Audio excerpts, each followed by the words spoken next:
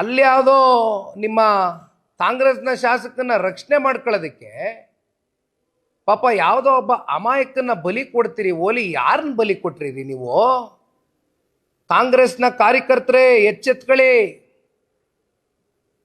ಕಾಂಗ್ರೆಸ್ನ ಕಾರ್ಯಕರ್ತ ಒಬ್ಬ ಬಲಿಪಶು ಆಗಿದ್ದಾನೆ.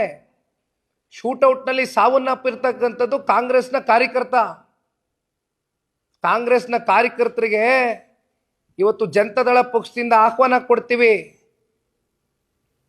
ಆ ಪಕ್ಷಕ್ಕೆ ಮುಂದಿನ ದಿನಗಳಲ್ಲಿ ಭವಿಷ್ಯ ಇಲ್ಲ, ಕಾರ್ಯಕರ್ತರಿಗೆ ರಕ್ಷಣೆ ಇಲ್ಲ. ದಯಮಾಡಿ ಬನ್ನಿ ಜನತಾದಳ ಪಕ್ಷಕ್ಕೆ. ನಾವು ತುಂಬ ಹೃದಯದಿಂದ ಸ್ವಾಗತ ಮಾಡಿ ಗೌರವದಿಂದ ನೋಡ್ಕೊಳ್ತೀವಿ. ಯಾವನೋ ಒಬ್ಬ MLA ರಕ್ಷಣೆ ಕೊಟ್ಕೊಳ್ಳೋದಕ್ಕೆ ಏನಪ್ಪ ತಗೊಂಡ್ರಿ ಕ್ರಮ? ಇನ್ನು ನಮ್ಮ ಶಿಡ್ಲಘಟ್ಟ ವಿಚಾರಕ್ಕೆ ಬರೋದಾದ್ರೆ, ಪಾಪ ಪ್ರಾಮಾಣಿಕ ದಕ್ಷ ಅಧಿಕಾರಿ ಒಂದು ಮಹಿಳೆ, ಆ ಮಹಿಳೆ ಮೇಲೆ ಯಾವ ರೀತಿ ಪಾಪ ಅಲ್ಲಿರ್ತಕ್ಕಂಥ ಕಳೆದ ಸಾರ್ವತ್ರಿಕ ಚುನಾವಣೆಯಲ್ಲಿ ನಿಂತಂಥ ಕಾಂಗ್ರೆಸ್ನ ಅಭ್ಯರ್ಥಿ ಮಾತಾಡಿದ್ದಾರೆ. ಎಲ್ಲ ಜಗಜ್ಜಾಹಿರ ಧಮ್ಕಿಗಳು, ದೌರ್ಜನ್ಯಗಳು, ಹೇಳೋರು ಕೇಳೋರು ಯಾರೂ ಇಲ್ಲ.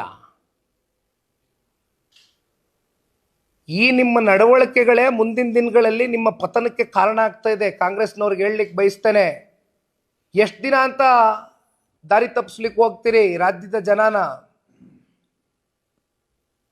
ಇವತ್ತು ಈ ಮನ್ರೇಗಾ ಹೆಸರು ಬದಲಾವಣೆ ಆಗಿದೆ ಅಷ್ಟೇ, ಬಟ್ ಅದರಲ್ಲಿ ಇರ್ತಕ್ಕಂಥ ಅಂಶಗಳನ್ನ ಅರ್ಥ ಮಾಡಿಸ್ಬೇಕಾಗ್ತದೆ ಇವತ್ತು ಈ ನಾಡಿನ ಜನತೆಗೆ.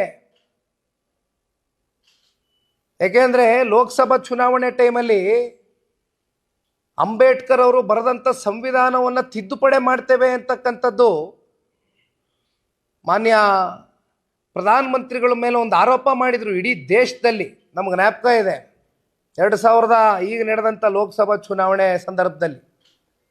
ನಮಗೆ ಗೊತ್ತಿದೆ ಕಾಂಗ್ರೆಸ್ನವರು ನಿಸೀಮ್ರು, ನೀವು ಜನಗಳ ದಿಕ್ ತಪ್ಪಿಸೋದ್ರಲ್ಲಿ ನರೇಶನ್ ಬಿಲ್ಡಿಂಗಲ್ಲಿ ನಿಸೀಮ್ರು ನೀವು. ಆದರೆ ಇದ್ರ ಒಳಗಡೆ ಇರ್ತಕ್ಕಂಥ ಅಂಶಗಳನ್ನ ನೋಡ್ತಾ ಹೋದರೆ ಇವತ್ತು ನಿಜಕ್ಕೂ ಕೂಡ ಸರ್ವಾನುಮತದಿಂದ ಇವತ್ತು ನಾವೆಲ್ಲ ಶಾಸಕ ಮಿತ್ರರು ಹಿರಿಯಕರು ಬಂದು ಸೇರಿದ್ದಾರೆ ಈ ಪ್ರೆಸ್ ಮೀಟ್ನಲ್ಲಿ.